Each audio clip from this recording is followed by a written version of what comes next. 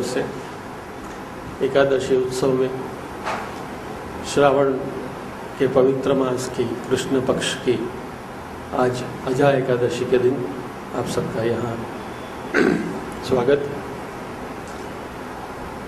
भिक्षु गीता के ऊपर पूज्य श्री भाई के प्रवचन चल रहे हैं और शायद आज उसका समापन होने वाला है। बहुत अनूठा प्रवचन रहा और काफ़ी हमें भिक्षु गीता की जो गहराइयाँ थी उस पर हमें पूज्य भाई ने बहुत हमें ज्ञान दिया। जीवन जीने की कला हमें आज के समय में, आज के संदर्भ में जो पूज्य भाई जी ने जो हमें मार्गदर्शन किया है शास्त्र का आधार लेकर, बहुत मननीय रहा। बहन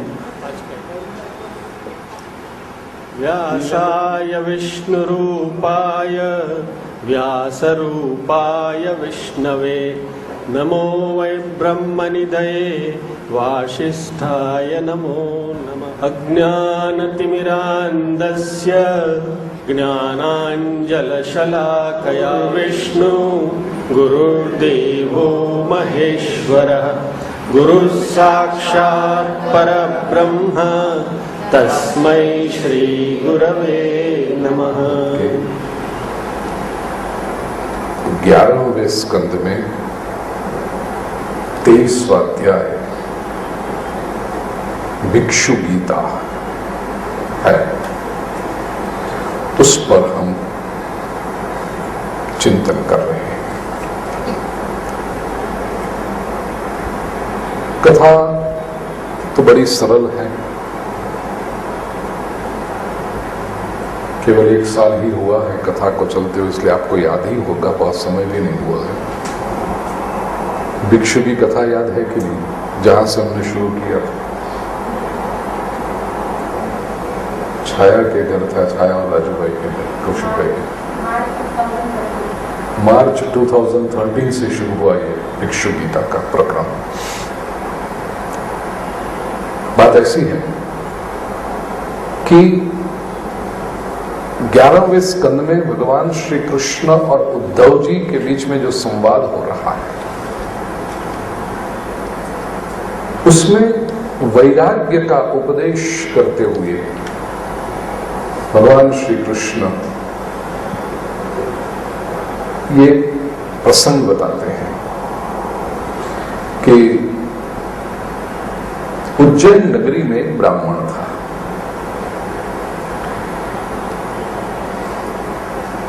व्यापार करता था, खेती बहुत बड़ी थी उसकी, बहुत संपत्ति इकट्ठी कर ली थी। लेकिन ये संपत्ति इकट्ठी करने के साथ वो अत्यंत कृपण था, कंजूस था, लोभी था। न वह अपने किसी भोग के लिए संपत्ति का इस्तेमाल कर सकता था, न धर्म के लिए कर सकता था, न किसी परिवार के लोगों के लिए कर सकता था। तो उसके नजदीक के जो लोग थे वो भी इससे इतने संतप्त थे कि ये कब जाए, यही प्रतीक्षा सब परिवार के लोग भी करते थे। समाज में आपने देखा होगा यही होता है, या तो संपत्ति का व्यक्ति उपयोग अपने लिए करे, परिवारजनों के लिए करे, धर्म के लिए करे, ये किसी भी नहीं। मतलब ही वॉज जस्ट एक रत्नों के ढेर के ऊपर नाग बैठा हो, ऐसे वो संपत्ति के ऊपर बैठा था, बस इकट्ठी कर रहा था, कोई उसका इस्तेमाल नहीं कर रहा था। और इस कारण लोक और परलोक, लोक किस लिए? क्योंकि he was not enjoying his wealth, तो ये लोक से भी गिरा, और ना ही वो धर्म के लिए इस्तेमाल करता था, इसलिए परलोक से भी गिरा, दोनों से गिरा। संजोग बदले। श्रीमद् भागवत में ऐसा लिखा है कि जो देवता थे वो बिगड़ गए। पंचमहायज्ञ के भागी देवता, संपत्ति का जो पहले हमने चर्चा की है एकादशी के प्रवचनों में ही कि पंचमहायज्ञ करने चाहिए, वो नहीं होते हैं तो वो देवता बिगड़ते हैं। समय में परिवर्तन हुआ, इसकी सारी संपत्ति चली गई।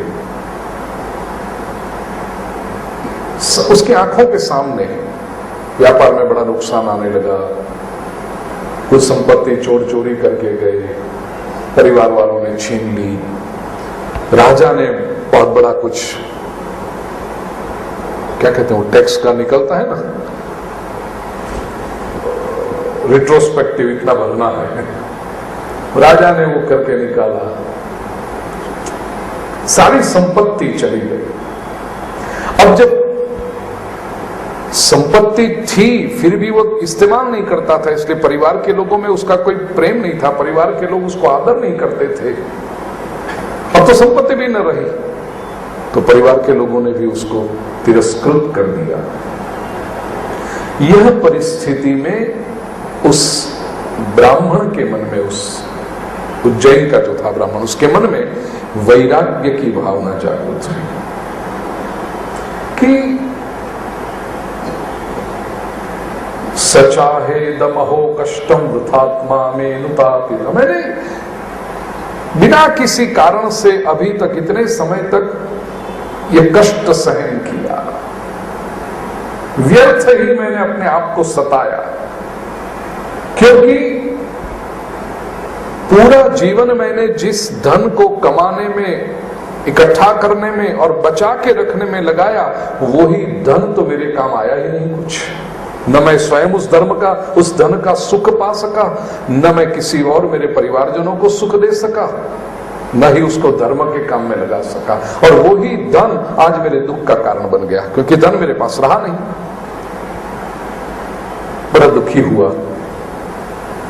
बड़ा सुंदर उसने बात कही कि जिस पुरुषार्थ से समझदार लोग मुक्ति पा लेते हैं, ये जीवन परमात्मा सभी को देता है, शरीर देता है, मन देता है, बुद्धि देता है, समय देता है, समझदारी देता है। ये परमात्मा की दी हुई सारी चीजों का सही उपयोग करके समझदार लोग मुक्ति पा लेते हैं। मैंने न तो मुक्ति पाई, न संसार का सुख होगा, व्यर्थ गवाया मैंने। और धीरे धीरे धीरे फिर वो संत महापुरुषों के संपर्क में आने लगा, कुछ अच्छी बातें सुनने लगा, तो उसमें वैराग्य की भावना जागृत हुई। वृद्धावस्था भी आ गई थी, शरीर में शक्ति भी नहीं रही थी, तो अब मैं कौन सा साधन करूं, क्या उपासना करूं, जितनी आयु मेरी शेष बची है अब मैं आत्म साक्षात्कार में, साधना में लगा दूं। ऐसा करके एक आशा, कहीं भागवत की कथा में, शास्त्र के चिंतन में उसने सुना होगा कि खट्वांग राजा को अपनी मृत्यु के केवल 2 घड़ी मतलब 48 मिनट पहले पता चला था कि मृत्यु आ रही है, और खट्वांग राजा ने मुक्ति पा ली।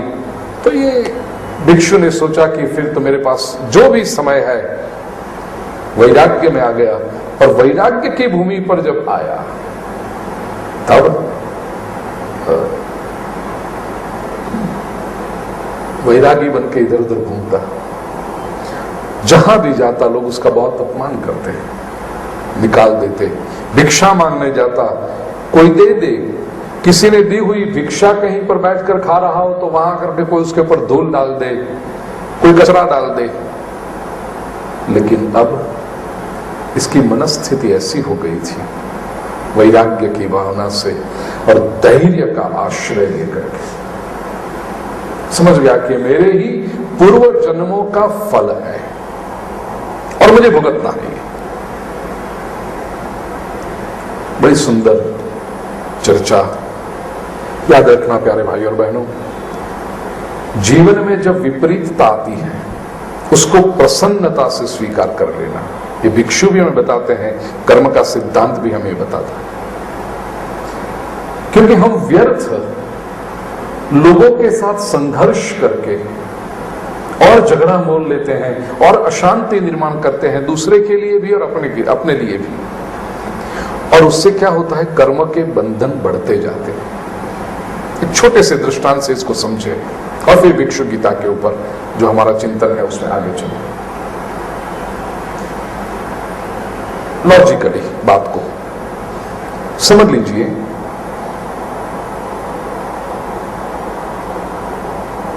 मैं अपना किसी का नाम नहीं लेना चाहता हूं। फोगटलाल और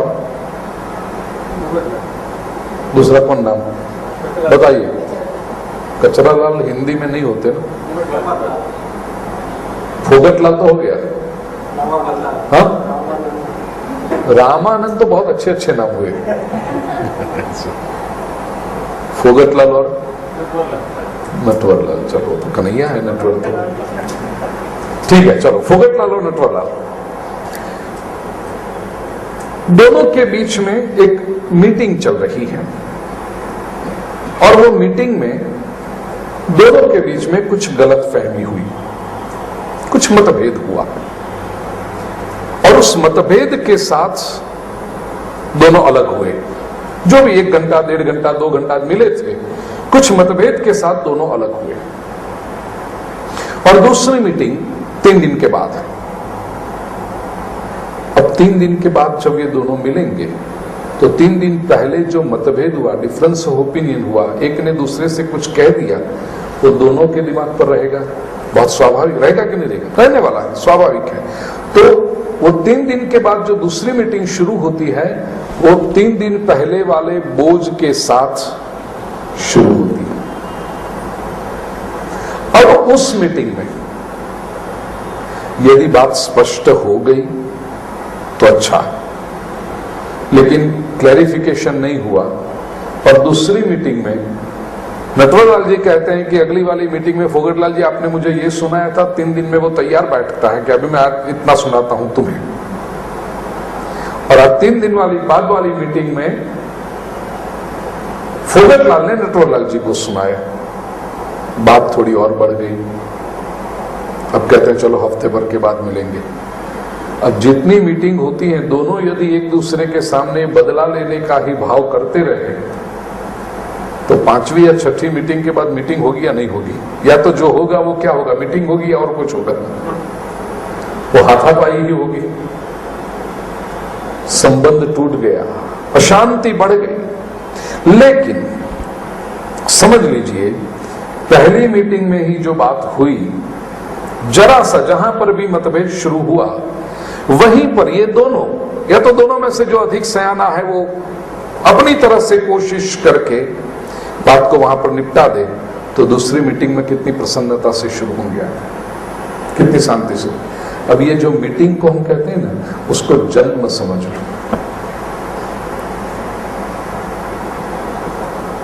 नटवरलाल और फोगटलाल एक जन्म में मिले और उस जन्म में फोगटलाल ने नटवरलाल का कुछ बिगाड़ा, कुछ नुकसान किया।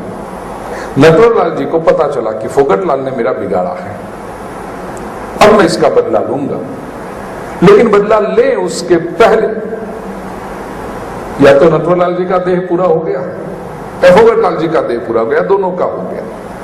तो अब ये कर्म का बंधन तो रहा, वो अगले में जाएगा और दोनों के मन में जागृत रूप से नहीं लेकिन संस्कार जन्य चित्त में वो तो रहेगा कि ये कर्म करना है, इसलिए अलग रूप में भी होंगे। दूसरी मीटिंग में कपड़े तो बदल के गए थे ना दोनों, फोगटलाल ने भी कपड़ा बदल दिया, नटवरलाल ने भी कपड़ा दिया। 3 दिन में पहले वाला कपड़ा नहीं था। अब फोगटलाल कह सकते हैं नटवरलाल जी वो 3 दिन पहले की मीटिंग अलग थी, मैंने कपड़ा अलग पहना था, आज कपड़ा, अरे कपड़ा कुछ भी पहना हो तुम तो वही हो ना, तुमने मुझे कहा था, मैं कैसे भूल सकता हूं? कपड़े बदल के आ गए तो मैं भूल जाऊं क्या? शरीर बदल के आओ तो मैं भूल जाऊं क्या? आत्मा तो वही है, कर्म तो वही हुआ। और ये अब क्या हुआ, नटवरलाल ने जो एक घाव लिया था वो लौटाने की कोशिश करेंगे तो बात और बढ़ी, क्योंकि एक तो फोगटलाल की तो नेगेटिविटी थी ही, ऊपर से नटवरलाल ने नेगेटिविटी बढ़ाई, अब 2 हो गई नकारात्मकता, बात और बढ़ेगी और बढ़ती जाएगी। इसलिए श्रीमद् भागवत कहता है, श्रीमद् भगवद गीता में श्री कृष्ण कहते हैं, हो सके उतने जल्दी जब भी पता चले वहीं पर उसका सॉल्यूशन कर दो, वहीं पर उसका निपटारा कर दो। जो भी लेती देती है इस जन्म में पूरी करो ताकि आगे के लिए बंधन बचे। जब यात्रा पे जाते हैं ना तो बहुत अच्छे अच्छे अनुभव होते हैं। एक बार हमारे साथ में एक बहन जी थी, 60-65 के आसपास की उम्र उनकी, किसी से भी कुछ काम कराए तो तुरंत वो पैसे निकाल के देते। एक दो बार तो मैंने भी उनको रोकने की कोशिश की, आप क्या कर सकते, सब चीजों को पैसे में ही वो करते हो, कभी सामने वाले को बुरा भी लग जाए। शेरपा कोई आए, कोई नौकर आए और वो काम करे, उसको पैसा दो, बात सही है, लेकिन दूसरा कोई व्यक्ति साथ में जो ग्रुप का है वो काम करे तो उसको भी पैसा, या तो कोई वस्तु निकाल के दे देंगे या तो उसको कुछ न कुछ तुरंत दे देंगे। तो मैंने कहा मैंने सही नहीं है, आप तुरंत वो मत करो। उन्होंने जो जवाब दिया मैं सोचने लगा कि दैट वाज हर ओपिनियन। कहते हैं भाई जी न जाने कब शरीर पूरा हो जाए, किसी का भी कुछ लिया तो मैं तुरंत लौटाना चाहती हूं ताकि मेरा बंधन न रहे, क्योंकि इसके पास से कुछ लिया यदि तो वो मेरे पर, उसके ऊपर वो उपकार उसका रह गया, कर्म का बंधन रह गया, वो चुकाने के लिए मुझे दूसरा जन्म लेकर आना पड़ेगा। तो उसका तरीका था। फिर मैंने उसको समझाया कि आप जो समझते हो किसी ने एक काम किया, आपने 50 रुपए निकाल के दे दिए तो वो क्रेडिट डेबिट बैलेंस होकर के अकाउंट क्लोज नहीं होता है, वो आप समझते हो कि अकाउंट क्लोज हुआ। कर्म कैसा हुआ, उसने आपके लिए जो कर्म किया, आपने कैसे सोचा तराजू के पड़े में रख करके उसके कर्म की वैल्यू 50 रुपए है, वो तय करने वाली आप कौन है। मैंने कहा आपका जो हेतु है वो मैं समझ गया, और आपका हेतु बहुत अच्छा है कि आप किसी से कोई भी कर्म का बंधन रखना नहीं चाहती हैं, आप मुक्ति चाहती हैं, वो सही बात है। लेकिन यदि आप ये समझ रही है कि पैसे देने से या तुरंत कुछ दे देने से आपका कर्म पूरा हो जाएगा, ये होता नहीं। ये तो एक के बदले दो कर्म हुए। अब उसका जो कर्म है उसका परिणाम लेने के लिए वो भी आएगा, और आपने जो 50 दिए हैं वो चुकाने के लिए वो और आएगा। अब तो कर्म हुए। कहने का आशय जो भी कर्म सामने आते हैं हो सके उतने उसको वहीं पर भुगत लो प्रसन्नता से। और यही स्थिति में ये भिक्षु आया, उसने कहा जो भी यदि लोग अपमान करते हैं कोई चिंता नहीं, पर एक बात याद रखना, कोई आपको दुखी तभी कर सकता है यदि आप दुख को स्वीकार करो। यदि आप उस दुख को स्वीकार नहीं करते हो तो ऐसा है, दुख का जब भी पार्सल आता है ना, वो कभी कभी पोस्ट का पार्सल आता है, कुरियर वाले आते हैं, वो कहते हैं साइन करो, और आप कहो कि साइन नहीं करें तो हम नहीं दे सकते आपको, वो चाहिए उसको। आप अरे भाई नहीं दे दो ना, कोई यही घर है, यही व्यक्ति, साइन नहीं करोगे तब तक नहीं देंगे। सृष्टि का भी यही सिद्धांत है, जब दुख का पार्सल आता है तो आप एक्सेप्टेड और करके साइन करो, तभी दुख का पार्सल आपको मिलता है। दुख का पार्सल सामने आके खड़ा रहे और आप कहो कि मैं एक्सेप्ट नहीं करता हूं, मैं साइन नहीं करता हूं, तो जो दुख लाया है ना आपके लिए वो लेकर वापस चला जाएगा, वो आपको दे ही नहीं सकता, चाहे वो कुछ भी करे, जब तक आप साइन करके उसको स्वीकार नहीं करते। याद रखना, मेरे और मेरे आपके जीवन में जो भी दुख आया है, और यदि आपको वो दुख लग रहा है तो उसका अर्थ केवल इतना है कि हमने कहीं ना कहीं उसको साइन करके स्वीकार कर लिया। यह कौशल्य यदि आ जाए कि स्वीकार करना ही नहीं, जाने दो उसको, से जहां से जाना है जाने दो, तो कोई भी संसार में किसी व्यक्ति की ताकत नहीं कि वो हमें दुखी कर सके। यह स्थिति जब आ गई भिक्षु की वैराग्य भाव से, तब उसने जो गीत गाया उसका चिंतन पिछले 17 महीनों से हम कर रहे हैं। यह भिक्षु गीत की पूर्व भूमिका, क्योंकि आज पूरा करने जा रहा हूं और भास्कर भाई ने अल्टीमेटम दे दिया, तो फिर आरंभ फिर से एक बार कह दूं ना कि कहां से हमने शुरू किया था, ताकि मैं एक बार परीक्षा दे दूं कि मुझे आता। आप सब तो याद रखते ही होंगे, केवल मैं याद कर दूं कि यहां से मैंने शुरू किया था। तो दुख के कारण क्या है वो तो याद रहा है कि नहीं, वो भारत प्रवचन में मैं लौट आपके पास पुनरावर्तन करा रहा। दुख के कारण क्या क्या हो सकते हैं? मनुष्य जन्म पहला कारण, और एक एक को हम कैंसल करते गए कि नहीं, मनुष्य नहीं, फिर देवता नहीं, तीसरी आत्मा नहीं, ग्रह नहीं, कर्म नहीं, और आज का अपना चिंतन है काल।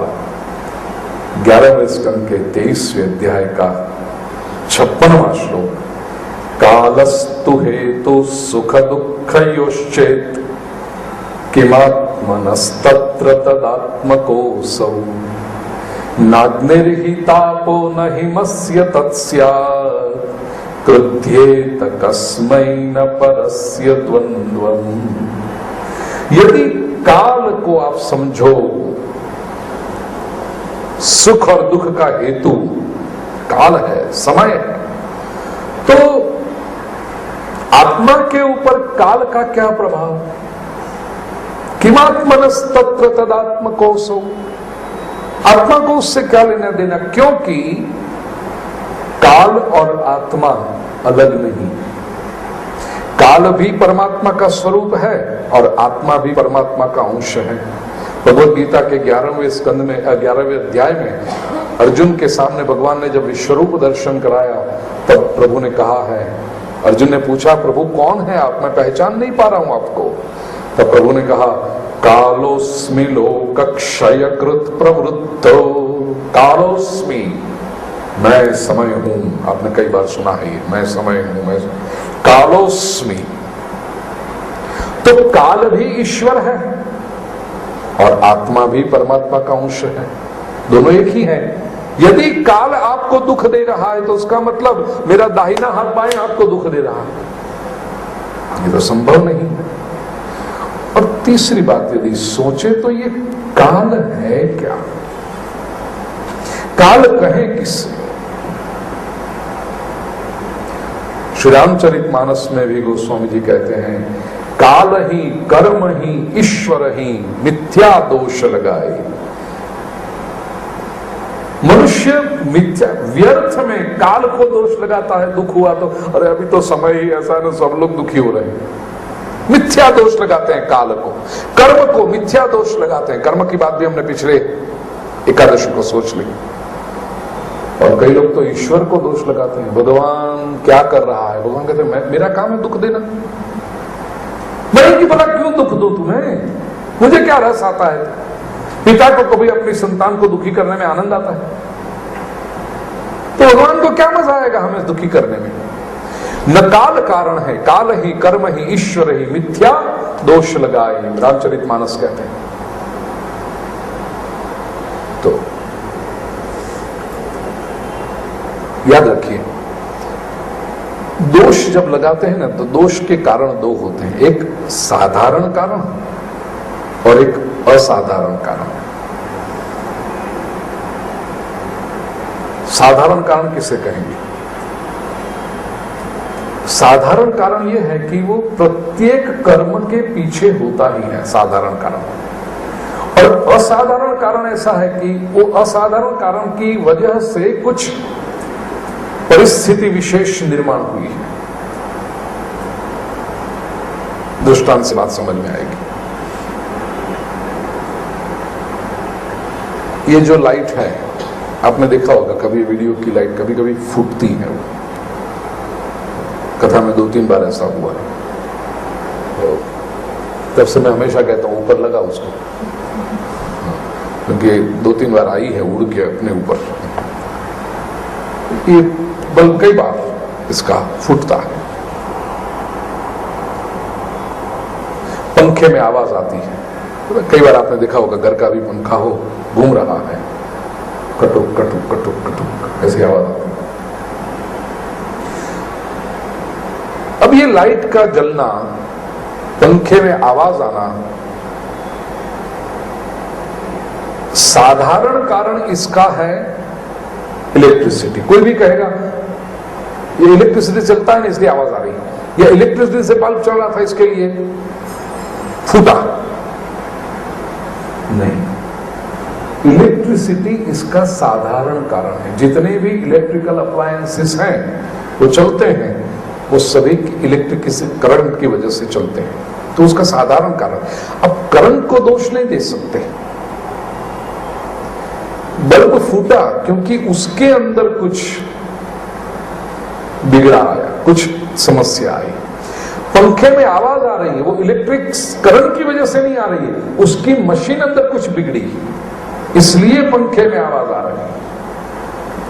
तो मशीन का बिगड़ना वो असाधारण कारण है, आवाज उसकी वजह से आती है। उस मशीन को आप रिपेयर कर दो तो वापस पंखा बिना आवाज से चलने लगेगा। हम गलत में इलेक्ट्रिक करंट को दोष देते हैं। ब्रह्म चैतन्य का प्रवाह मनुष्य मात्र में, हम सब अप्लायंसेस हैं, साधन है अलग अलग अलग, और हम सभी के जीवन ब्रह्म चैतन्य का करंट, परमात्मा की शक्ति, इसको आप प्राण कहो, ईश्वर कहो, आत्मा कहो, जो भी, वो हम सभी के भीतर। अब उस शक्ति से कोई अच्छा काम करता है, कोई गलत काम करता है, तो चोर ने चोरी की, आप दोष भगवान को दोगे। भ्रष्टाचारी ने कोई भ्रष्टाचार किया, व्यभिचारी ने व्यभिचार किया, दोष भगवान को दोगे। ये लोग दलील करते हैं ना, यदि भगवान है तो फिर ऐसे लोग गलत काम क्यों करते? भगवान साधारण कारण है। जैसे सभी अप्लायंसेस के अंदर इलेक्ट्रिक करंट चल रहा है, तो बिगड़ता तो कोई एक दो है, सब एक साथ में नहीं बिगड़ जाते। और इस दृष्टांत को यहीं तक रखना है। नहीं तो कई बार लोग फिर दृष्टांत के ऊपर आर्ग्यूमेंट करते हैं, नहीं फिर इलेक्ट्रिक करंट में फ्लक्चुएशन आ जाए तो फिर जो बिगड़े वो तो इलेक्ट्रिक करंट, भगवान में फ्लक्चुएशन नहीं आता है। इसलिए आर्ग्यूमेंट कभी दृष्टांत के ऊपर नहीं होती, वो पागलपन है। शास्त्र की चर्चा जब करो, you can not argue on the example, you have to discuss the principle. तो भगवान के अंदर कोई फ्लक्चुएशन आने की बात नहीं है। ब्रह्म चैतन्य का प्रवाह जो चल रहा है हम सभी के भीतर, उस ऊर्जा का, उस शक्ति का प्रयोग व्यक्ति करे। अब जिसने सही निर्णय लिए, सही कर्म किए, वो अप्लायंसेस अच्छी तरह से चल रहे हैं। कहीं कोई गलत निर्णय कर लिया, गलत कर्म कर लिए तो अप्लायंस बिगड़ा हुआ है, उसी को हम विपरीत संयोग कहते हैं। अब उसको ठीक कर लो, जो भी समय आपके पास है संयोग ठीक कर लो, नहीं तो उस अप्लायंस को वापस बिगड़ता हुआ रखोगे तो और समस्या बिगड़ती जाएगी। समय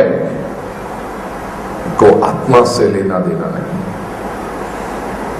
क्योंकि आत्मा परमात्मा स्वयं ही है। भगवद गीता के 10वें अध्याय में भी भगवान ने अपनी विभूतियों का वर्णन करते समय काल कलयतामहम, गणना जिससे होती है उसमें काल मैं। काल ये बड़ा इंटरेस्टिंग सब्जेक्ट है। समय किसको कहते हैं? समय की व्याख्या क्या है? शास्त्र कहता है काल पिबति तद रसम। काल वो है जो रस को नष्ट कर देता है। दृष्टांत, यह कुर्ता आपने जब पहली बार पहना, कितना मजा आता है। नया ड्रेस जब पहनो, मिरर में 2-3 बार देखो, आगे पीछे घूम के देखो, बहुत अच्छा लगता है। रास्ते पर चलो भी तो संभाल के चलो, कहीं से कुछ दाग न लग जाए, कोई ये ना हो जाए। कुर्ते को पहली बार पहनने में जो रस था, वो रस अब दूसरी बार पहनने में आता है, तीसरी बार में और कम हुआ, चौथी बार में और कम हुआ, 6 महीने के बाद पहनोगे तो, और साल भर के बाद तो यदि अलमारी के सामने खड़े हो क्या पहने, तो नजर में भी नहीं आता। और जब कुछ नहीं है, कहीं जाना नहीं है, तो चलो ये पहन लेते हैं, और कोई चारा नहीं इसमें।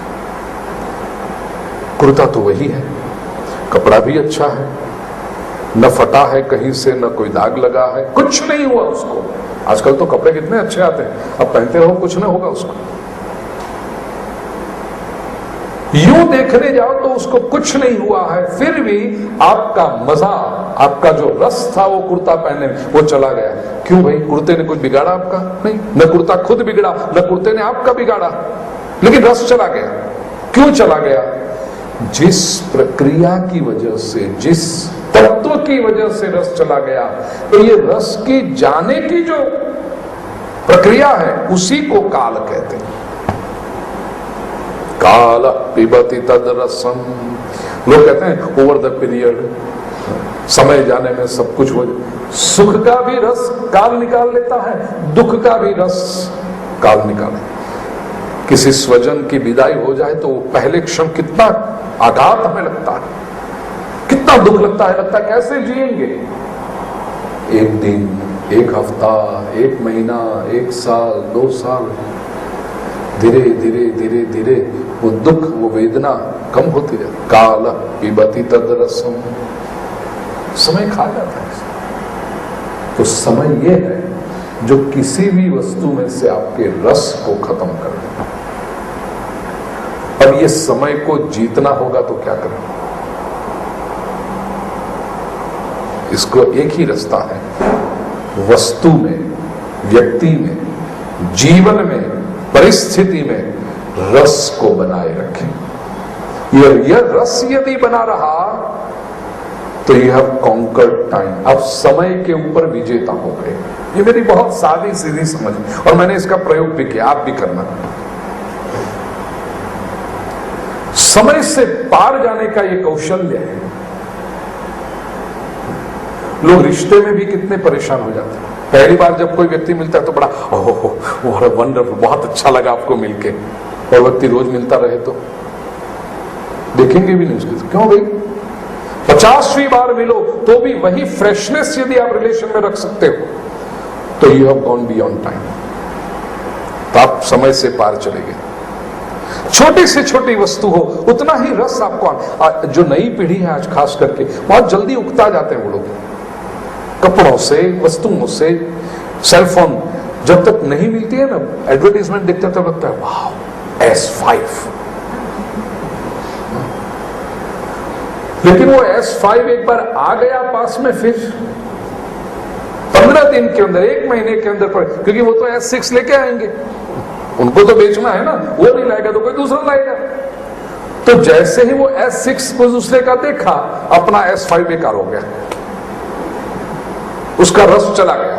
रस चला गया इसका अर्थ आप दुखी होने लगे, समय ने आपको दुखी कर दिया। लेकिन ये S6 आए, S7 आए, S50 आए, आप अभी भी S5 में आनंद ले रहे हो। ये कौशल्य, ये एक्सपर्टीज यदि आपके पास आ गई तो समय आपको दुखी नहीं कर सकता।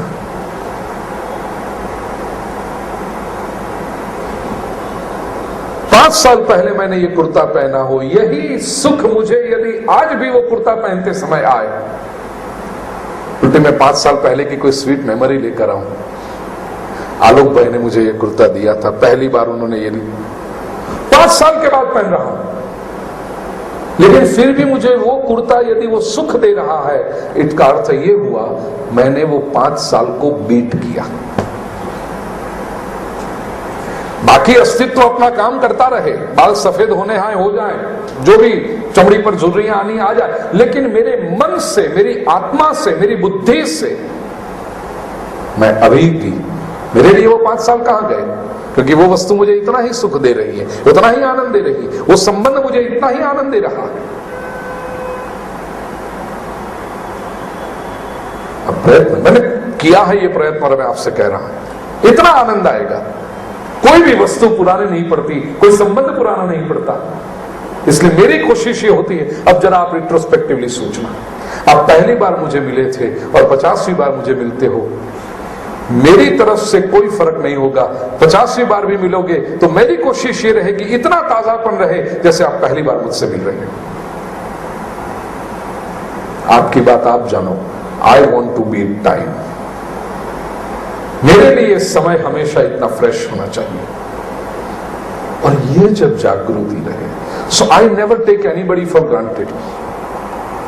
हम क्या गलती करते हैं, समय में जितना आगे चलते गए इतने भी स्टार्ट, अरे ये तो अपने ही है ना, अरे ये तो अपने ही, क्यों भाई? उनका महत्व जितना मेरे लिए पहली मीटिंग में था उतना ही 50वीं मीटिंग में भी रहेगा। तो 50 बार मिलने से संबंध में कोई पुरानापन न पड़ा, और यदि कोई 2 साल के बाद भी मिलता है तो मेरे साथ मिलकर के आपको लगेगा 2 साल जैसे थे ही नहीं, जैसे कल मिले थे और आज फिर मिल रहे हैं। यह है समय को पार करने का कौशल, ये अपने पास है। काल, मेरे कहने का आशय जो भिक्षु गीता के आधार पर कहूं, काल हमें दुखी नहीं कर सकता है। यदि हम दुखी होना न चाहें तो समय की ऐसी कोई ताकत नहीं, हम तो ऊपर से बुलाते हैं ऐसा, समय की ताकत नहीं हमें दुखी कर सके, लेकिन लोग ढूंढते हैं आ बैल मुझे मार करके।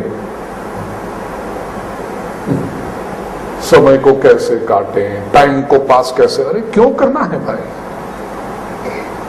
बोर हो गए इसका अर्थ आप अपने से उगता गए। वो तो अच्छा था, टेलीफोन के उगता है, S5 से उगता है, आप तो अपने से उगता है। आपका मॉडल ही आपके लिए पुराना पड़ गया, आपका शरीर, आपका मन, आप अपने लिए पुराने पड़ गए।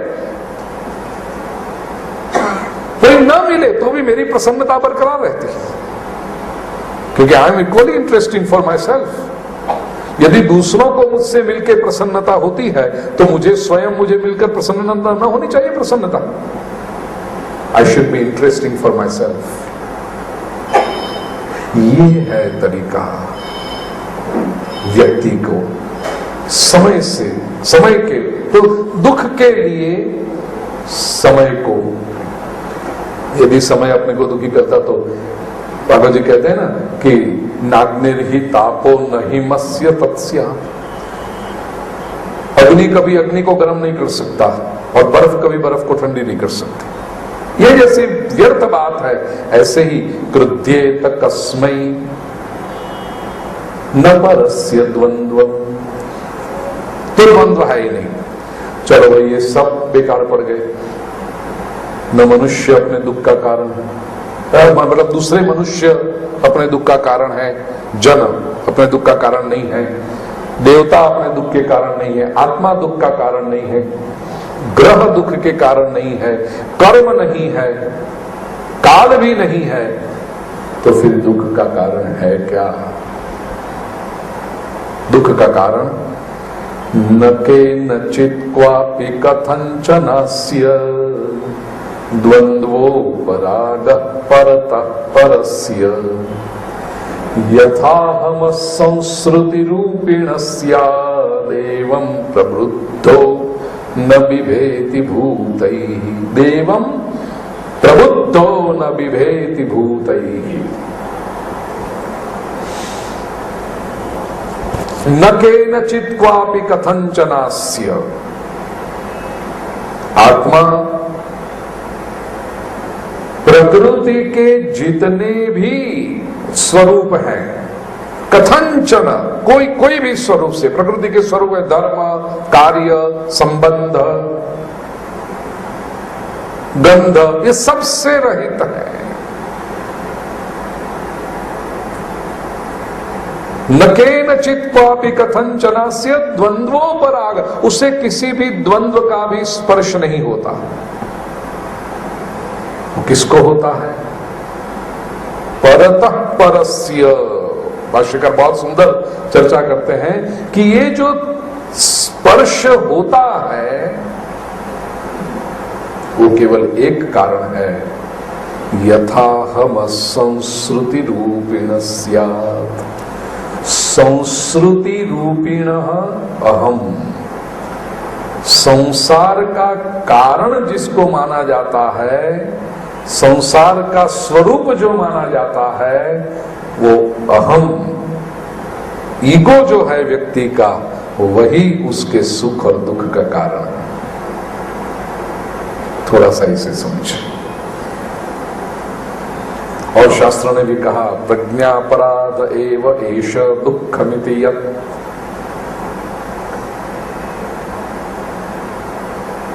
दुख जो होता है ना वो प्रज्ञापराध है। आपकी बुद्धि, आपका मन उसको दुख के रूप में स्वीकार करता है, इसलिए आपको दुख होता है। सुख या दुख दोनों। तो सुख और दुख वास्तविक घटनाएं नहीं है, वह आपके अपने इंटरप्रिटेशन है। करेला सुख देता है या दुख देता है? कड़ुआपन। 10 में से 8 लोग कहेंगे कड़ुआपन दुख देता है। लेकिन चैत्र महीने में आपने देखा होगा, मैं रोज सुबह नीम का पत्ता घिस के इतना बड़ा ग्लास भर के कड़ुआ पी जाता हूं, मुझे बिल्कुल दुख नहीं देता। और लोग देखते रहते हैं कि कैसे पी सके, एक चम्मच प्रसाद के रूप में देना, तो मैं देता हूं इसलिए लेना पड़ता। यदि आपको चॉइस हो तो आप वो भी ना लो। एक चम्मच पी करके आप इतने दुखी हो गए, मैं पूरा ग्लास पी जाता हूं। तो दुख कहां है? यदि उस कड़ुएपन में, उस नीम के जूस में, नीम के रस में दुख होता, तो मुझे तो एक चम्मच में यदि आपको दुख लगता है तो मुझे तो कितना दुख लगना चाहिए था। मैं तो सुबह उठकर मम्मी से पूछता हूं, मां बन गया कि नहीं, लाओ। कहने का आशय, तो वो दुख किसने तय किया? आपके मन में। और आपका मन क्या कहता है?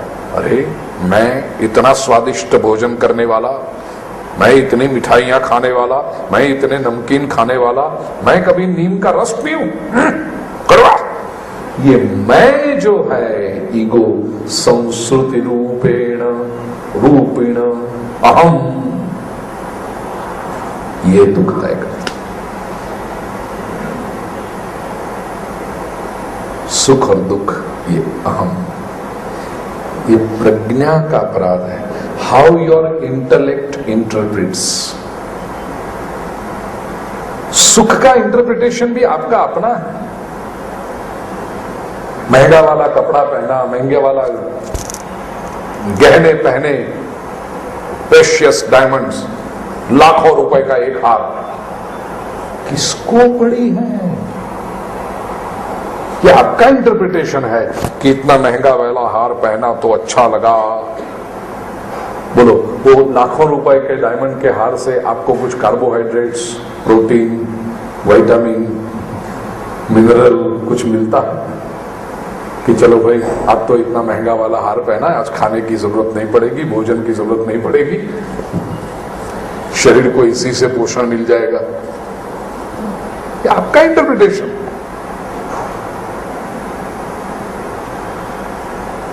और जो समझते, आपको लगता है, जो समझते हैं उनको तो मालूम पड़ता है ना, वो आपको लगता है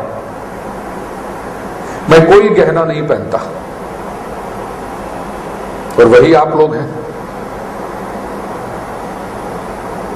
कोई फक्कड़ सन्यासी भी आपके सामने आ जाए, गेरुए कपड़े पहना हुआ, बिल्कुल संसार को जिसने त्याग दिया है, आप उसके ऊपर डायमंड का हार ढूंढते हो, फिर भी आप उस महापुरुष का आदर करते हो कि नहीं? तो तय हमें करना है कि डायमंड के नेकलेस से हमारा मूल्य बढ़ाना है या और किसी वस्तु से। और महत्व भी कोई दूसरा मुझे अच्छा कहे तो मैं अच्छा, ये भी हमारा इंटरप्रिटेशन है। इसलिए वो क्या मैं करूं तो वो मुझे अच्छा कहेगा, और वो मुझे अच्छा कहेगा तब मुझे सुख मिलेगा। इतनी बड़ी झंझट में पड़ते क्यों हो मेरे प्यारे भाई और बहनों? तो अल्टीमेटली ये बात घूम फिर के ईगो पे आ जाती है ना। वो मुझे अच्छा कहे तो मैं अच्छा, वो मुझे बुरा कहे तो मुझे दुख होता है। क्यों? अपनी मौज में जियो, अपनी मस्ती में जियो। भर्तृहरि निंदन्तु नीति निपुणा यदि वास्तुवन्तु।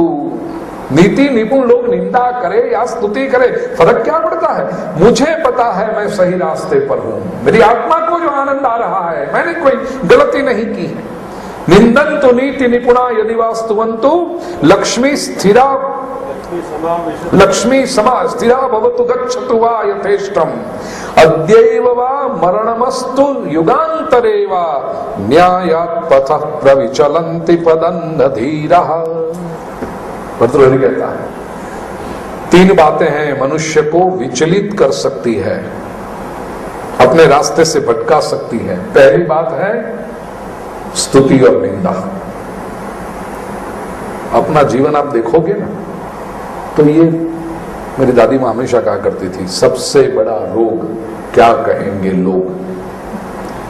हमारा पूरा जीवन ये कपड़ा क्यों पहना, लोग क्या कहेंगे, वो क्या कहेगा, ये क्या कहेगा, उसको कैसा लगेगा। निंदन्तु नीति निपुण लोग निंदा करें या स्तुति करें, हम तो उतना बड़ा वो क्वालिफिकेशन भी देखने नहीं जाते नीति निपुण है कि नहीं। लेकिन बर्तोली कहते हैं नीति निपुण लोग, those who know the morality and ethics, ऐसे लोग भी यदि निंदा करें या स्तुति करें। निंदन्तु नीति निपुणा यदि वास्तुवंतो। दूसरा कारण मनुष्य अपने मार्ग से भटक जाता है, दूसरों को खुशी करे। लक्ष्मी संपत्ति मिले तो तुरंत अपने प्रिंसिपल पे कॉम्प्रोमाइज लोग शुरू कर देते हैं। सभी के ऊपर एक प्राइस टैग लगा हुआ है। यदि कुछ सामने रखो, नहीं मैं नहीं लेता मतलब इसमें ऐड कर, ये कम पड़ रहा है। और जैसे ही उसका लेवल आ गया कि धड़ाम से आएगा नीचे वो। यहां भर्तृहरि कहते हैं लक्ष्मी स्थिरा भवतु गच्छतु वा यथेष्टम। लक्ष्मी स्थिर हो, चली जाए, या उसके मन में जो आए वो करे। लक्ष्मी, हम अपने रास्ते से हटने वाले हैं नहीं। और तीसरा कारण मृत्यु का भय यदि किसी को दिखा दो, खत्म कर देंगे, छोड़ेंगे नहीं तुम्हें। अरे ना शांति से जीने दो ना, छोड़, हम नहीं आएंगे इसमें। अद्यैव वा मरणमस्तु युगांतरे। अभी मृत्यु आनी हो आ जाए, इसी क्षण मृत्यु आनी हो आ जाए, वा युगांतरे, एक युग के बाद आए। मृत्यु भी जिनको विचलित नहीं कर सकती। न्यायात् पथः प्रविचलन्ति पदन्नधि। पद तो क्या, 1 मिलीमीटर भी हटा नहीं सकते आप उनको अपने मार्ग से। ये कब आएगा? ये जब व्यक्ति के आंतरिक ताकत, कन्विक्शन उसका इतना, और वो कन्विक्शन तभी आता है जब दिल के 1000वें पर्दे पर भी, छोटे से कोने पर भी कहीं कुछ गलत किया न हो और न ही कोई गलत करने की इच्छा। जो चर्चा अपनी हो रही, ये एक तभी आता है ये कन्विक्शन। न कुछ गलत किया है न करना है, फिर डर काहे का कपिल, फिर डर काहे का।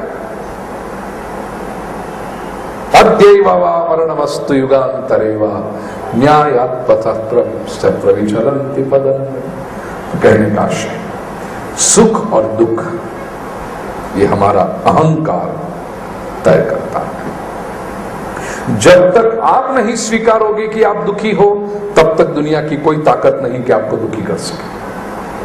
परिस्थितियां बदल सकती हैं, ये सारा आएगा, स्तुति आएगी, निंदा आएगी, लक्ष्मी बढ़ेगी, लक्ष्मी कम होगी, स्वास्थ्य अच्छा होगा, स्वास्थ्य बिगड़े, ये सब हो सकता है। परिस्थिति होना एक बात है और आपका दुखी होना वो दूसरी बात। हम दोनों को इतना मिक्स कर देते हैं, और ऐसी परिस्थिति होगी तो फिर दुखी हो ही जाएंगे ना, जरूरी नहीं है। बाहर गर्मी हो तो जरूरी है कि आप पसीने से बह जाओ। आप घर में पंखा चालू करके, एसी करके शांति से बैठते हो कि नहीं? बाहर गर्मी होती रहे, आप उसे बचे हो।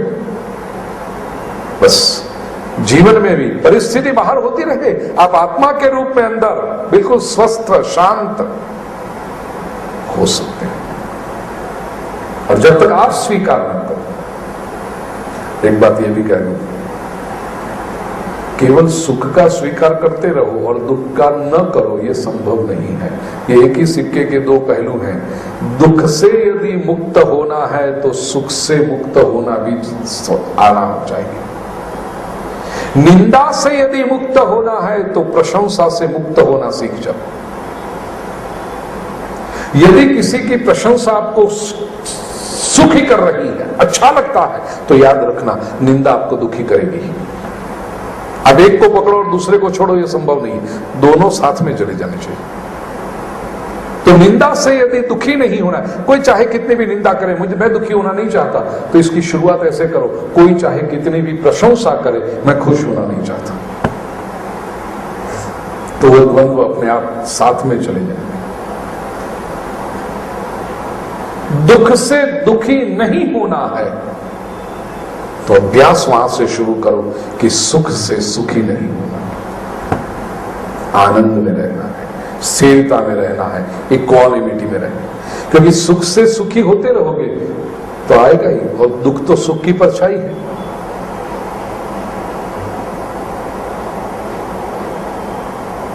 एक हफ्ते तक महंगी वाली गाड़ी में घूमे और सुख, क्या अच्छा लगता है, वाह वाह वाह अच्छा लगता है। तो 8वें दिन गाड़ी सर्विस में गई या गाड़ी नहीं मिली और रिक्शा में जाना पड़ा तो दुख आएगा ही, क्योंकि सुख से सुखी हुए थे, तो दुख से दुखी होना ही पड़ेगा। लेकिन सुख से सुखी होना जिस दिन छोड़ दिया, मैं आपको एकादशी के दिन गारंटी देता हूं, दुख की कोई ताकत नहीं कि आपको दुखी कर सके। परिस्थिति बनी रहे बाहर, क्योंकि आपने अपने ईगो से जो इसका इंटरप्रिटेशन होता है वो बंद कर दिया। और यही यथाहम संस्कृति रूपेण स्यात्, विद्वानों ने ये संस्कृति की व्याख्या बड़ी प्यारी की है, बहुत सुंदर व्याख्या की है। न केनचित् क्वापि कथंचनास्य द्वंद्वोपरागः परतः परस्य अक्षरात् परतः पर। शरीर से पर है प्रकृति, प्रकृति से पर है आत्मा, और आत्मा से भी पर, परतः परस्यात्, वो मैं हूं। और उसके साथ जब अनुसंधान होता है तो फिर द्वंद्व का है, द्वंद्व आया कहां से? फिर ड्यूअलिटीज, डायलेक्टिकिज्म कहां से आया? फिर आएगा ही नहीं। संस्कृति रूपीण, संसार का निरूपण करने वाला जो अहंकार है, संस्कृति रूपी, संस्कृति अविद्यम नामेव रूपवती प्रकाशयति इति संस्कृति रूपी तस्य संस्कृति रूपिण अहम अहंकारस्य। संस्कृति का अर्थ है संसार रूपी, संसार को प्रकाशित करने वाला अहंकार है। बहुत छोटे से रात के 2 बजे जब आप साउंड स्लीप में थे, ये तो भाषा है, कहते हैं कि आप साउंड स्लीप में थे, हकीकत ये थी कि आप थे ही नहीं। जब साउंड स्लीप होती है तो आप होते हैं, जब तक आप होते हैं तब तक नींद नहीं है, साउंड स्लीप नहीं है। स्वप्नावस्था हो सकती है, करवटें बदलना हो सकता है, करवटें बदलती रहे सारी रात, वैसा कुछ गाना था बहुत समय, आपकी कसम। तो जब तक करवटें बदलते हो तब तक आप हो, सपना चल रहा है तब तक आप हो। लेकिन जिस क्षण साउंड स्लीप शुरू हुई, गाढ़ निद्रा शुरू हुई, अब आप हो ही नहीं। और जब आप नहीं हो तो संसार भी नहीं। बोलो, आपका मकान है, आपकी अलमारी है, आपका बैंक अकाउंट है, आपकी ऑफिस है, आपकी तिजोरी है, वो डायमंड का नेकलेस है, क्योंकि आप ही नहीं हो। अब क्या होगा? कुछ नहीं है। लेकिन सुबह जब आंख खुली 5 बजे,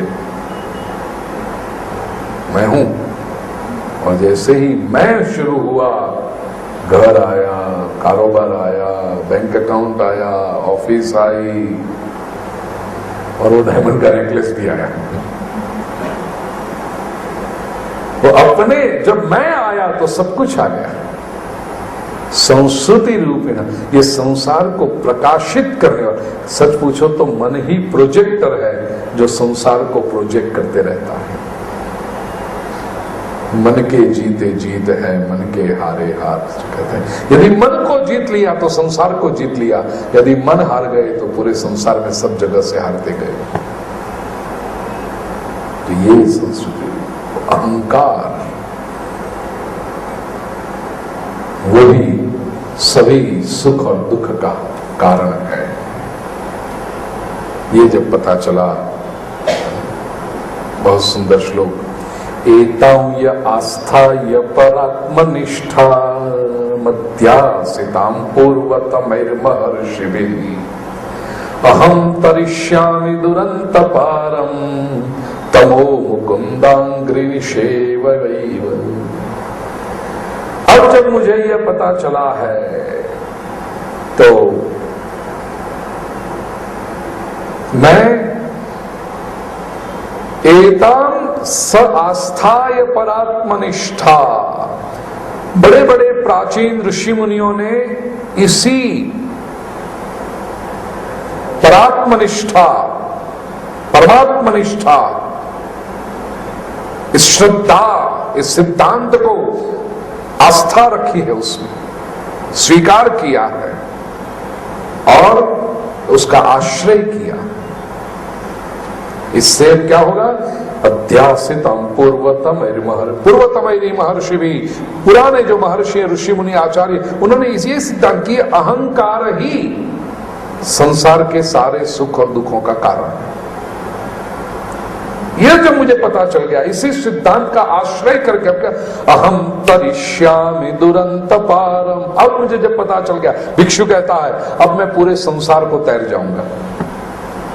संसार के लिए शब्द कितना सुंदर कहा, दुरंत पारम, दुहु अंत, जिसका अंत दिखाई नहीं पड़ता, जिसके अंत तक जाना, जिसको पार करना अत्यंत कष्ट का कारण है, ऐसे इस संसार को मैं तरिष्यामि, मैं चला जाऊंगा पार करके। तमो मुकुंदांघ्रि निशैवयैव, मुकुंदांघ्रि, मुकुंद भगवान श्री कृष्ण के अंघ्रि चरण कमल का आश्रय लेकर के इस अज्ञान रूपी सागर को, इस संसार रूपी सागर को अब मैं पार कर जाऊंगा। यह जो श्लोक है 58वां श्लोक श्रीमद् भागवत के 11वें स्कंद के 23वें अध्याय का 58वां श्लोक मैं एक बार फिर से आपको सुनाऊं। एतां स आस्थाय परात्मनिष्ठा मध्यासितां पूर्वतमैर्महर्षिभिः अहं तरिष्यामि दुरंत पारं तमो मुकुंदांघ्रि निषेवयैव। ये श्लोक चैतन्य महाप्रभु जी को बहुत प्रिय था। वो जब भी यात्रा पर निकलते,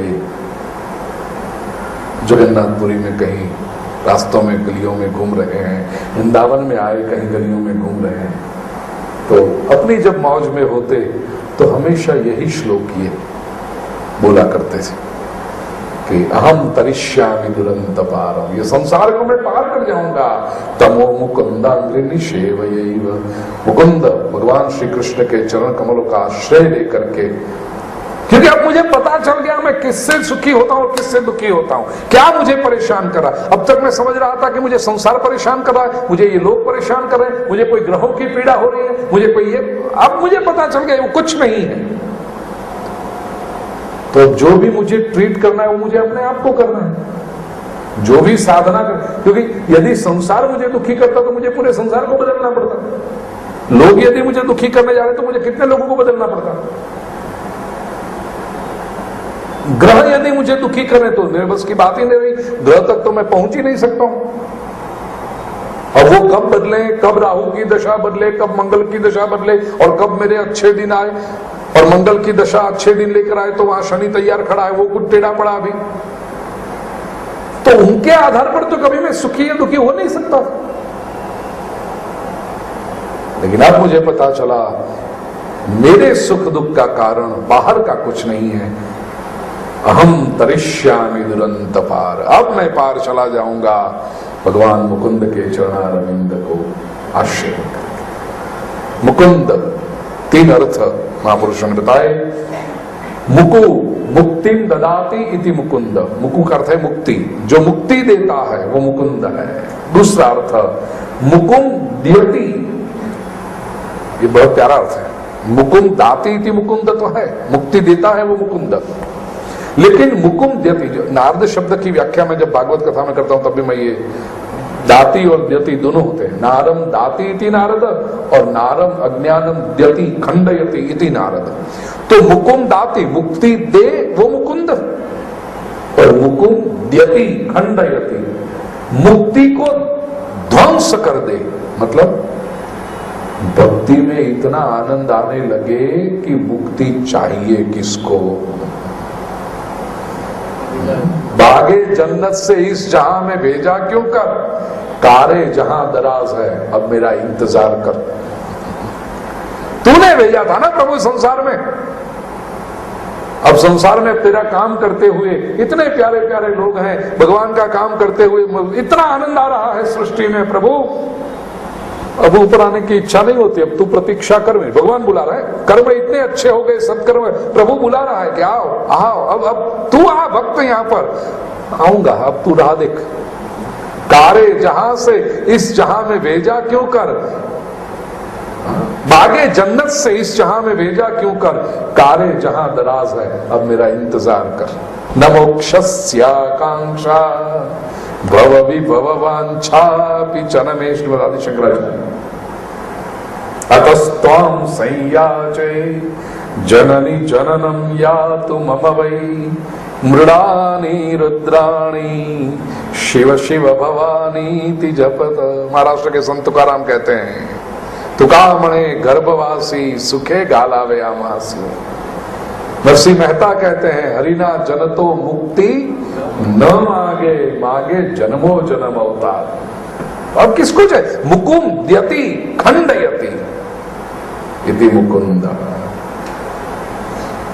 तो श्याम सुंदर इतने प्यारे हैं, उनकी भक्ति उनकी सेवा करने में इतना आनंद आता है कि मुक्ति भी नहीं चाहिए, इसलिए उनका नाम मुकुंद है। मुकुंद द्यति खंडयति। और तीसरा अर्थ है मु मुखे कुंदवत हासो यस्य, जिनके मुखारविंद पर कुंद मतलब चंद्र के जैसा स्मित है वो मुकुंद। ठाकुर का स्मित जब देखो ना तब लगता है कि जीवन जीने जैसा है।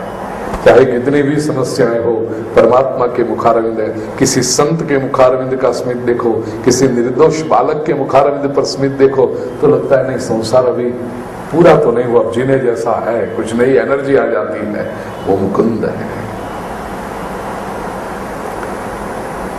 अहम तरिष्यामि दुरंत पारम तमो मुकुंदा तमो मुकुंदांग्रि निषेवयैव।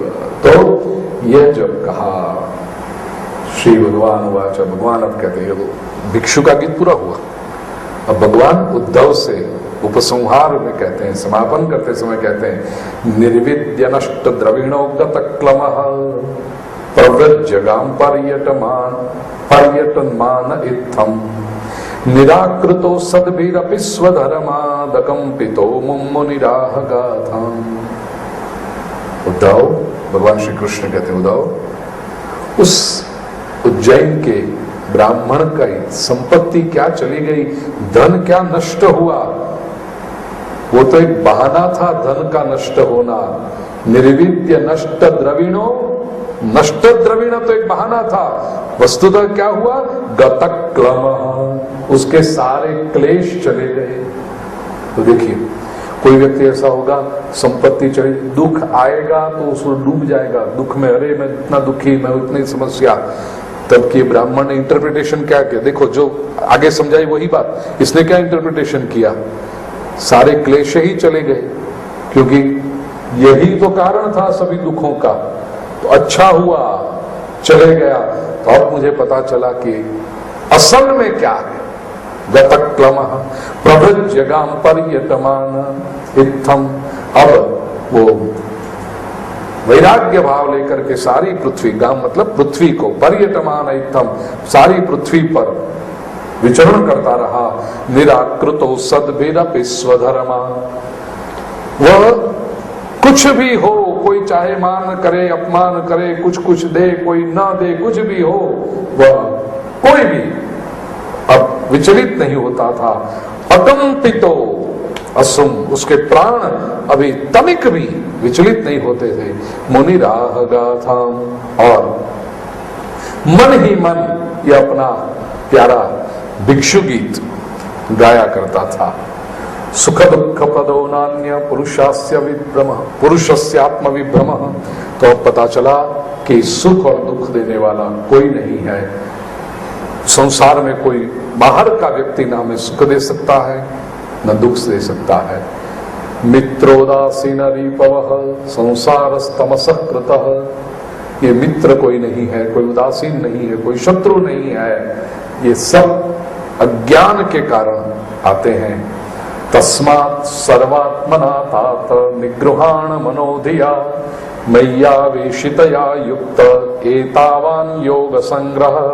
भगवान श्री कृष्ण उद्धव जी से उपदेश करते कहते हैं कि उद्धव, इसलिए अपनी सारी वृत्तियों को, यह भी याद रहे, भागवत की अपने शास्त्रों की परंपरा क्या होती है, कथा में कथा, कथा में कथा। ये उद्धव और कृष्ण का संवाद भी क्यों शुरू हुआ? देवताओं ने आकर के भगवान श्री कृष्ण से प्रार्थना की कि प्रभु इस भूतल पर आकर के आपको 125 वर्ष पूर्ण हो गए, अब आप निज धाम में पधारने की कृपा करें। भगवान ने कहा ठीक है, चलते हैं। अब उद्धव को पता चला कि प्रभु तो जाने की तैयारी में लग गए, तो उद्धव जी को दुख हुआ, अरे कृष्ण आप चले जाओगे, आप यदि चले जाओगे तो हमारा क्या? और उद्धव ज्ञानी है, इसलिए ये नहीं कहा कि प्रभु आपके साथ रह करके अच्छा भोजन मिलता है, नहीं, उद्धव ने कहा प्रभु आपके साथ रहकर जो ज्ञान मिलता है, सारे प्रश्नों का जो समाधान मिलता है, वो अब कहां से मिलेगा हमें? और उद्धव जी जो प्रश्न पूछते गए, ये भगवान का अंतिम उपदेश है। श्रीमद् भागवत का 11वां स्कंध है ना, मुक्ति लीला। मैंने एक बार प्रवचन किए उसके ऊपर, कुछ 15 साल हो गए, वॉशिंगटन में। चंद्रशेखर जी 9 दिन की कथा, और हफ्ते के वीकडेज में 3 घंटे शाम को, और वीकेंड में सुबह शाम 2-2 घंटे, और 9 दिन मतलब 2 वीकेंड आए, तो 9 और 4 13 और 3-3 घंटे, मतलब 40 से 45 घंटों का प्रवचन केवल मुक्ति लीला 11वें स्कंद में। कि भागवत की कथाएं तो बहुत की, नंद के आनंद भयो जय कन्हैयालाल की, लेकिन ये जो रहस्य है, इतने सुंदर सुंदर विषय 9 दिन तक। और तो 15 साल पहले वॉशिंगटन में वो प्रवचन हुए थे। इसलिए उद्धव जी को जो उत्तर प्रभु देते हैं, भगवान का ये उपदेश है। और सोचिए, कोई भी व्यक्ति, संसार का सामान्य व्यक्ति भी, उसको जब पता चले कि अब डॉक्टर ने कह दिया है कि उल्टी गिनती शुरू हो गई है, काउंटडाउन शुरू हो गया है, तो अपने नजदीक के लोगों को आकर के कितनी अच्छी अच्छी बातें बताता है, अपने सारे रहस्य खोल देता है कि अभी तक किसी को पता नहीं, लेकिन यहां पर लॉकर है, मेरी ये गलतियां हुई थी, ये हुआ था, ये इससे आप समझ लेना, ये कर लेना, ये अच्छा है, ये संसार का एक सामान्य आदमी, ऐरा गैरा नथुलाल ये नथुलाल अच्छा नाम है, देखो आप दो की जब जरूरत पड़े ना तो फोगतलाल और नथुलाल। तो ये नथुलाल भी जब जाता हो संसार को छोड़ के, तो इतनी सयानी बातें करता है, कर्तुम अकर्तुम अन्यथा कर्तुम समर्थ त्रैलोक्य के अधिपति पूर्ण परब्रह्म परमात्मा सर्वावतारिधि श्री कृष्ण जब विदाई लेते होंगे तो कितनी अच्छी बातें की होगी ये उद्धव जी से। और सामने सुनने वाला भी कौन बैठा है? उद्धव, इतना ज्ञानी, बचपन से श्री कृष्ण का मित्र रहा है वो। श्रीमद् भागवत ने तो कहा है उद्धव जी साक्षात बृहस्पति के अवतार। ऐसे बृहस्पति के शिष्य हैं, लेकिन दूसरे बृहस्पति मानो, देवों के गुरु बृहस्पति, ये ऐसे उद्धव जी। उनको भगवान श्री कृष्ण कहते हैं कि वृत्तियों को तस्मात् सर्वात्मना तात, कितने प्रेम से कहा, देखो तात, तात का एक अर्थ होता है पिता, और बहुत प्रेम जब हो ना तो शिष्य को भी तात कह के बुलाते हैं, पुत्र को भी तात कह के बुलाते हैं। हमारे सौराष्ट्र में तो है, मारो बाप आओ, आया है बेटा, लेकिन मारो बाप आओ बाप, या बेटी को नहीं, अरे माँ आओ, ऐसा। तो तात, शिष्य, गुरु कभी कभी शिष्य को तात, अत्यंत प्रेम हो तब तात कह के पुकारता है। तस्मात् सर्वात्मना तात निगृहाण मनोधिया, मन और बुद्धि से मन को निगृहाण, मय्यावेशितया युक्त, मुझ में प्रवेश करा दो। भगवद गीता का 12वां अध्याय, मय्यावेश्य मनो ये माम नित्य युक्ता उपासते श्रद्धया परयोपेता ते मे युक्ततमा। तो मय्यावेशितया युक्त एतावान योग संग्रह, यही सारे योग का संग्रह है। दिस इज योग इन एसेंस।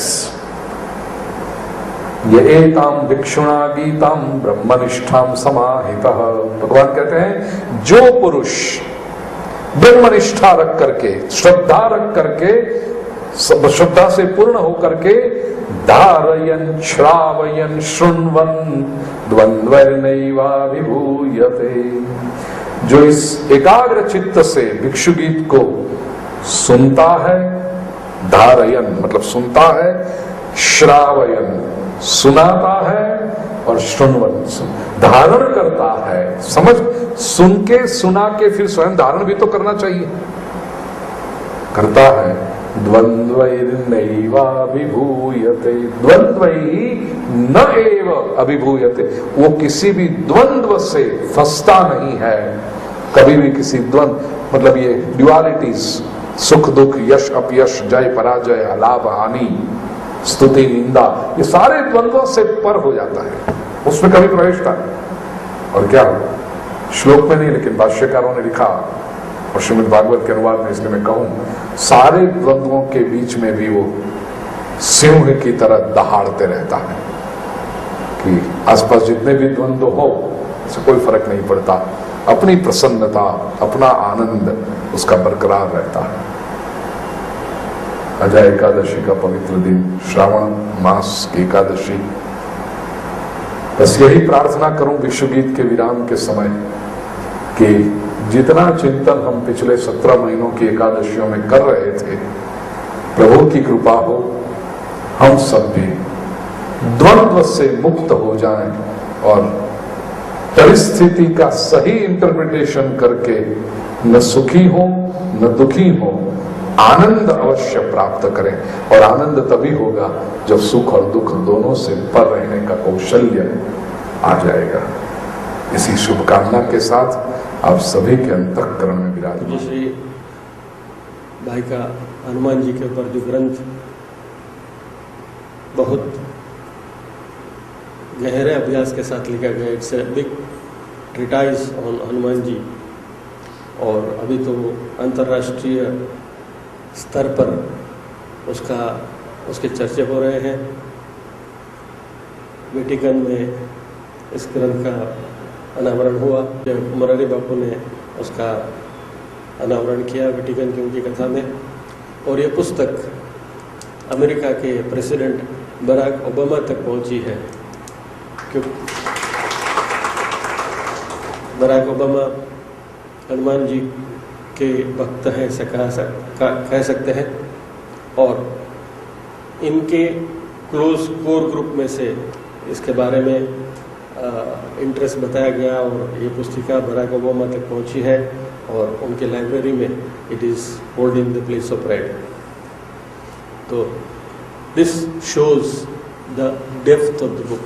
इसके पीछे जो मनोमंथन हुआ है और उसका जो नवनीत निकला है, जो निष्कर्ष निकला है, वो मननीय है।